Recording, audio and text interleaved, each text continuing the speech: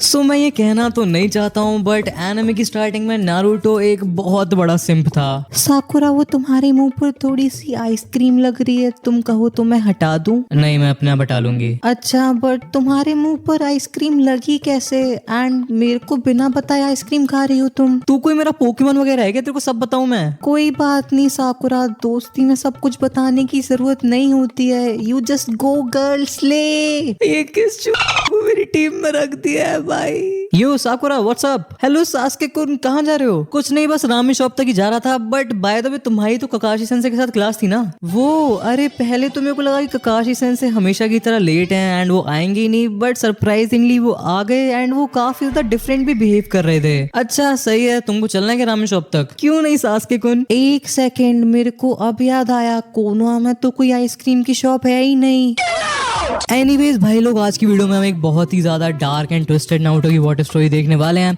And trust me, जब मैं कह रहा हूँ डार्क तो मैं लिटरली इस चीज को मीन कर रहा हूँ। एंड हमारी स्टोरी वाला नारुतो सिंप नहीं होगा, वो बहुत ही ज्यादा इंटेलिजेंट, स्किल्ड एंड मैनिपुलेटिव होने वाला है। इस वाली वीडियो का लाइक गोल है 3000 लाइक्स का, इसलिए प्लीज वीडियो को लाइक कर लेना। एंड अगर तुम्हें नारुतो की और भी ज्यादा क्रेजी वॉटर स्टोरीज देखनी है तो चैनल को सब्सक्राइब कर लेना। एनीवेज आज की स्टोरी का टाइटल है what if Danzo raise Naruto from childhood. And भाई मेरी मानो, ये वाली स्टोरी इतनी ज्यादा इंसेन होने वाली है कि तुम्हारा दिमाग घूम जाएगा। ऑलराइट, बिना टाइम वेस्ट किए अब स्टोरी को स्टार्ट करते हैं। तो स्टोरी स्टार्ट होती है जब नारुतो सिर्फ 4 साल का था एंड नारुतो ने ऑलरेडी डिसाइड कर लिया था कि उसे एक निंजा बनना है। नारुतो बूढ़ो हिरुज़न के पास जाता है, जो कि ऑफ कोर्स कोनोहा का होकागे है। एंड वो चिल्ला के कहता है, हिरुज़न चीचा बहुत हो गया, मेरे को निंजा अकेडमी में भेज दो, मेरे को एक निंजा बनना है। बट हिरुज़न कहता है, नारुतो मैं तुम्हें निंजा अकेडमी में नहीं भेज सकता हूँ। एंड यहाँ पर एक बहुत ज्यादा सैड रियलिटी ये है कि हिरुज़न नारुतो को अकेडमी में इसलिए नहीं भेज रहा था क्योंकि नारुतो के अंदर कुरामा सील था एंड पूरे कोनोहा के लोग नारुतो से बहुत ज्यादा नफरत करते थे। ओरिजिनल स्टोरी में भी यही होता है, बट एटलीस्ट हिरुज़न नारुतो को अकेडमी में जाने देता है। बट यहाँ पर हिरुज़न ने नारुतो को कम्प्लीटली रिजेक्ट कर दिया था। नारुतो बहुत ही ज्यादा सैड होकर घर से भाग जाता है एंड वो होकागे माउंटेन पर जाकर बैठ जाता है, जो कि उसकी फेवरेट जगह थी। एंड यहाँ से चीजें बहुत ही ज्यादा डार्क होने वाली हैं। नारुतो जब होकागे माउंटेन पर अकेला बैठा हुआ था तभी उसके पास एक आदमी आता है जिसकी आधी शक्ल पर बैंडेजेस थे, एक पूरी की पूरी आंख पर बैंडेजेस थे एंड उसका पूरा पूरा राइट आर्म भी बैंडेजेस में कवर था। ये आदमी कोई और नहीं, हरामी डांजो शिमुरा था। एंड भाई अगर तुमने नारुतो देखा है तो तुमको पता है कि ये आदमी कितना ज्यादा मनहूस है। डांजो नारुतो से कहता है, तुम सच में निंजा बनना चाहते हो नारुतो? तुम सच में मेहनत करने के लिए तैयार हो? नारुतो की आंखें ये सुनकर चमक जाती हैं। वो कहता है, हाँ मेरे को सिर्फ और सिर्फ निंजा ही नहीं बनना है,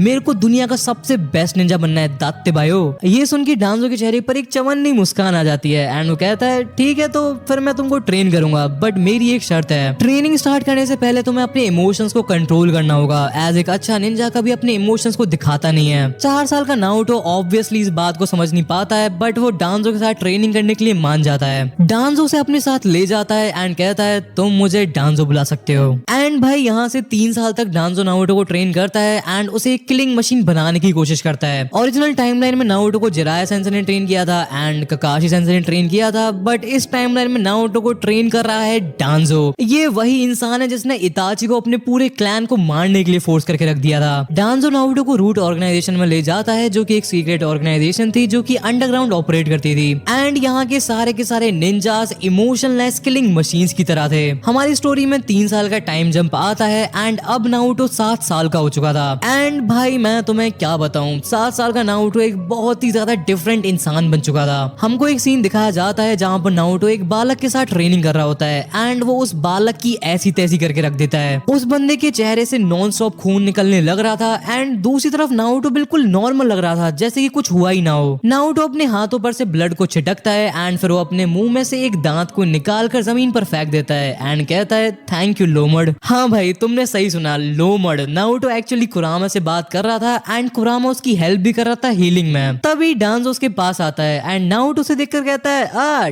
डांजो सेंसे good to see you. Danzo गुस्से में कहता है, लड़के अगर तुम में इतना ज्यादा टैलेंट नहीं होता तो मैं तुम्हें दोबारा से इमोशनल कंडीशनिंग में डाल देता। एंड यहाँ पर हमारा लौंडा नारुतो स्माइल करते हुए बोलता है, emotional conditioning just time and energy की वेस्टेज है डांजो सेंसे। गाइस यहाँ पर एक इंटरेस्टिंग चीज ये है कि डांजो ने बहुत बार ट्राई किया था नारुतो की पर्सनालिटी को कम्प्लीटली इरेज करने का। उसने महीनों तक नारुतो को टॉर्चर किया था, बट नारुतो की पर्सनालिटी को कभी भी कम्प्लीटली खत्म नहीं कर पाया था। डांजो की ऑर्गेनाइजेशन में जितने भी निंजास थे सबके सब इमोशनलेस टूल बन के रह गए थे। बट नारुतो काफी ज्यादा डिफरेंट था, वो अपने इमोशंस को ऑन एंड ऑफ कर सकता था जैसे कि उसके पास कोई एक स्विच हो। एंड सरप्राइजिंगली डांजो को ये बात एक्चुअली पसंद भी थी, क्योंकि बाकी सारे के सारे निंजास तो रोबोट की तरह थे, बट एटलीस्ट वो नारुतो से नॉर्मली बात कर सकता था। डांजो नारुतो से कहता है मेरे पास तुम्हारे लिए एक मिशन है, एक सोलो मिशन। ये सुन के नारुतो की पूरी पर्सनैलिटी एक सेकंड में चेंज हो जाती है। वो अपने निंजा मोड को एक्टिवेट कर लेता है एंड कहता है मैं आपके लिए क्या कर सकता हूँ डांजो सामा। डांजो उसे मिशन को एक्सप्लेन करना स्टार्ट करता है एंड कहता है तुम्हें लैंड ऑफ डीमंस में जाना है, वहाँ एक नया हिडन विलेज बन रहा है, दी साउंड विलेज, तुम्हें उसके बारे में इंफॉर्मेशन गैदर करनी है। नारुतो अपने मिशन के लिए पैकिंग करना स्टार्ट कर देता है। वो अपने ऑनबो आर्मर को पहनता है एंड कुनाइज, शूरिकेन्स, एक्सप्लोसिव टैग्स सब कुछ पैक कर लेता है एंड फिर वो मिशन के लिए निकल जाता है। हमको इसके बाद 1 साल बाद का सीन दिखाया जाता है जहाँ पर नारुतो ऑलरेडी साउंड विलेज को इन्फिल्ट्रेट कर चुका था एंड वो इन्फॉर्मेशन को गैदर करके वहाँ से भाग रहा था। बट उस टाइम पर जिराया सेंसेई भी वहीं पर थे एंड वो ओरोचिमारू के बारे में इन्वेस्टिगेट करने के लिए साउंड विलेज में घुसे थे एंड जिराया सेंसेई ने साउंड विलेज में काफी ज्यादा तबाही मचा दी थी एंड पूरा का पूरा विलेज अलर्ट मोड पे चला गया था, जिसकी वजह से नारुतो के लिए वहां से भाग पाना बहुत ही ज्यादा मुश्किल हो गया था एज उसके पीछे बहुत सारे निंजास पड़ गए थे। नारुतो किसी तरह भागकर कोनोहा के बॉर्डर पर आ जाता है बट वो बहुत ही ज्यादा इंजर्ड हो गया था, उसकी पूरी बॉडी पर कट्स थे एंड वो कोनोहा के बॉर्डर पर ही बेहोश होकर गिर जाता है। जिराया सेंसेई जब विलेज में वापस आ रहे थे तब उन्हें काफी ज्यादा इंजर्ड ऑनबू का मेंबर दिखाई देता है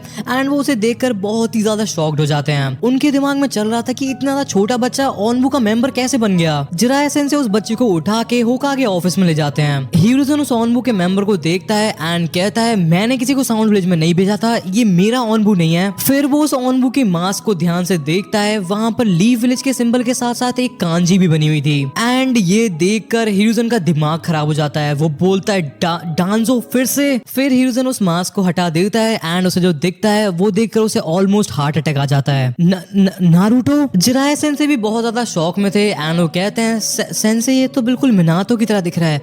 वेट सेंसेई कहीं ये मिनातो का बेटा तो नहीं है? हिरुज़न अपना सर हिलाता है एंड बोलता है हाँ जिराया ये मिनातो का ही बेटा है, डांजो ने इसे अपने कंट्रोल में ले लिया है। जिराया सेंसेई ये सुनकर बहुत ही ज्यादा गुस्से में आ जाते हैं। वो कहते हैं डांजो ने मिनातो के बेटे को एक इमोशनलेस किलिंग मशीन बना के रख दिया है। सेंसेई आज मेरे को रोकना मत, मैं उसे मार डालूंगा। रुको जिराया। हिरुज़न जिराया सेंसेई को रोकता है एंड कहता है काउंसिल तो स्टार्टिंग से ही चाहती थी कि नारुतो को डांजो ही ट्रेन करे एंड अगर ये बात बाहर गई तो वो डांजो की साइड लेंगे। जिराया सेंसेई कहते हैं तो हम क्या करें फिर? डांजो के हर एक निंजा पर एक स्पेशल सील होती है, ये हमें कुछ नहीं बताएगा। हिरुज़न बहुत ज्यादा सीरियस टोन में बोलता है हम इसे डांजो से दूर ले जाएंगे एंड इसे सील कर देंगे। क्या सील कर देंगे? हिरुज़न की नेक्स्ट लाइन सुन के जिराया सेंसेई की होश उड़ जाते हैं। सब कुछ। जिराया सेंसेई बहुत ही ज्यादा कंफ्यूज थे एंड वो बोलते हैं सब कुछ मतलब? हिरुज़न एक्सप्लेन करता है उसकी सारी मेमोरीज, उसके सारे स्किल्स, उसकी सारी ट्रेनिंग, सब कुछ सील करना पड़ेगा। डांजो ने इसे इतना ट्रेन कर दिया है एंड इतना ज्यादा डेडली बना दिया है कि अभी से एक जोनिन के लेवल पर पहुंच चुका है। अगर हम सिर्फ और सिर्फ इसकी मेमोरीज को सील करेंगे तब भी ये बहुत ज्यादा पावरफुल रहेगा, जिससे सारे निंजा अकेडमी के बच्चों को खतरा होगा। जिराया सेंसेई के पास भी कोई और चॉइस नहीं थी एंड वो भी इवेंचुअली मान जाते हैं। दोनों हिरुज़न एंड जिराया नारुतो को होकागे टावर के नीचे ले जाते हैं एंड एक कॉम्प्लेक्स सीलिंग jutsu का यूज करके नारुतो की सारी मेमोरीज एंड स्किल्स को सील कर देते हैं। नारुतो का पूरा बचपन, उसकी सारी ट्रेनिंग, डांजो के साथ बिताए हुए 3 से 4 साल, सब कुछ लॉक होकर उसके एक माइंड के कॉर्नर में छुप जाते हैं एंड उस गैप को फिल करने के लिए उसके दिमाग में 3 से 4 सालों की फेक मेमोरीज भी डाल दी जाती हैं। इसके बाद हमको 4 साल का टाइम स्किप दिखाया जाता है एंड नारुतो 12 साल का हो चुका था एंड ये नारुतो बिल्कुल डिफरेंट था। ये वही नारुतो है जिसको हम बहुत ज्यादा अच्छे से जानते हैं, हमारा लो IQ अच्छे दिल वाला नारुतो जो कि बात पे दांतते बाय चिल्लाता रहता है। नारुतो की मेमोरीज को सील करने के बाद हिरुज़न ने फाइनली काउंसिल को कन्विंस कर लिया था नारुतो को निंजा अकेडमी में भेजने के लिए। बट इस वाले नारुतो में अब वो टैलेंट नहीं था जो कि उसे डांजो की ट्रेनिंग से मिला था। नारुतो की स्किल्स ओरिजिनल एनिमे वाले लेवल पर पहुंच गए थे, जैसे कि कुछ चेंज ही ना हुआ हो। एंड सबसे ज्यादा फनी बात यह है कि कुरामा भी सबको देखकर बहुत ज्यादा फ्रस्ट्रेट हो रखा था। वो सोच रहा था कि ये बालक पहले कितना ज्यादा टैलेंटेड था, अब ये साकुरा से पिटता रहता है। कुरामा को नारुतो की सील के बारे में सब कुछ पता था बट वो कुछ कर नहीं सकता था। एनीवेज 4 साल के बाद नारुतो अकेडमी में फेल हो जाता है एंड मिजुकी उसे मैनिपुलेट करके फॉरबिडन स्क्रोल को चुराने के लिए भेजता है। नारुतो स्क्रोल से शैडो क्लोन jutsu को सीख लेता है एंड मिजुकी की गुद्दी चटका देता है एंड फाइनली इरुका सेंसेई उसे अपना हेडबैंड देके नारुतो को ऑफिशियली एक निंजा बना देते हैं। 6 महीने बाद चुनिन एग्जाम होते हैं and Konoha crush arc start होता है एंड नारुतो, सास्के एंड साकुरा को गारा से फाइट करनी पड़ती है एंड एंड गाइज यहाँ से असली मजा आने वाला है। गारा अपने हाफ शिकागो फॉर्म में आ चुका था, सास्के ऑलरेडी हारा हुआ था, साकुरा सैंड में फंस चुकी थी एंड नारुतो अकेला था। नारुतो गामा बुंटा को समन करना चाहता था बट वो सिर्फ गामा कीची को समन कर पाता है जो कि उस टाइम पर किसी भी काम का नहीं था। गारा नारुतो पर सैंड शuriken से अटैक करता है एंड नारुतो गामा कीची को बचाने के लिए उस वाले पूरे अटैक को अपनी बॉडी से ही ब्लॉक कर देता है। बट जब वो दोबारा खड़ा होता है उसे बहुत ज्यादा अजीब सी फीलिंग आ रही होती है। वो अपने मन में सोच रहा था ये फीलिंग क्या है, मेरे को अचानक से बहुत ज्यादा पावरफुल फील हो रहा है, गारा के अटैक से मेरे को बिल्कुल भी दर्द क्यों नहीं हो रहा है। अचानक से नारुतो की बॉडी से ब्लू कलर का चाकरा निकलने लग जाता है जिससे सारे के सारे लोग बहुत ही ज्यादा हैरान हो जाते हैं। फिर नारुतो अपना सर पकड़ के चिल्लाने लग जाता है एंड जमीन पर ही गिर जाता है। नारुतो के माइंड में हमारा लोमड़ कुरामा बहुत ही ज्यादा खुश हो रखा था। वो देख रहा था कि नारुतो के फोरहेड पर वही पैटर्न्स आ रहे थे जो कि 4 साल पहले आए थे जब उसकी सारी मेमोरीज को सील किया गया था। कुरामा अपने चाकरा का यूज करके उन पैटर्न्स को फॉलो करता है एंड उस सील को ब्रेक करने लग जाता है। कुरामा फाइनली कहता है वेलकम बैक नारुतो उज़ुमाकी। बाहर नारुतो की बॉडी पर बहुत ही ज्यादा अजीब से पैटर्न्स बन गए थे उसी सील की वजह से। नारुतो को ऐसे देखकर टिमारी कहती है सब के सब एक से बढ़कर एक नमूने हैं, किसी की पूंछ निकल रही है, किसी के सींग निकल रहे हैं, कोई अपना सर पकड़ के चिल्लाने लग रहा है। मेरा दिमाग खराब करके रख दिया इन लोगों ने।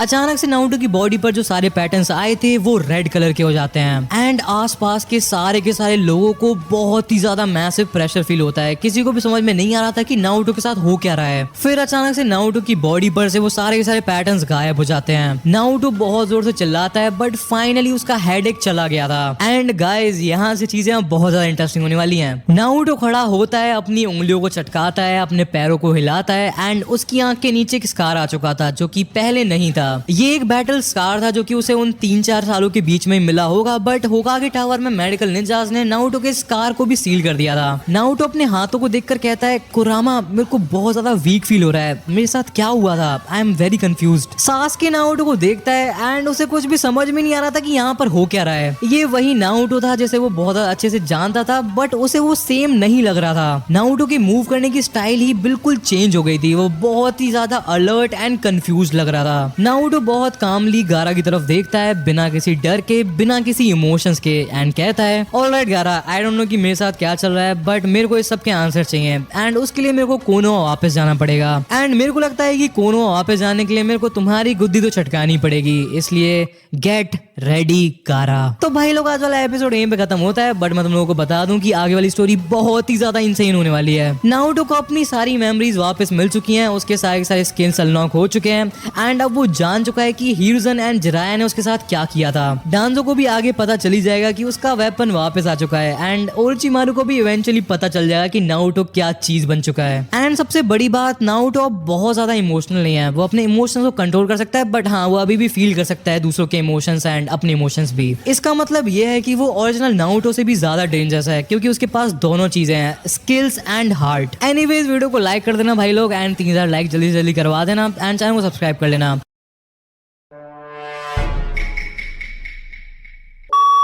ऑल्सो अगर तुम्हें जानना है कि हिनाता इन साकुरा में से कौन ज्यादा पावरफुल है तो तुम्हारी स्क्रीन पे एक वीडियो आ रही होगी, तुम इसे क्लिक करके देख सकते हो। ये गाने मेरी फैमिली को क्या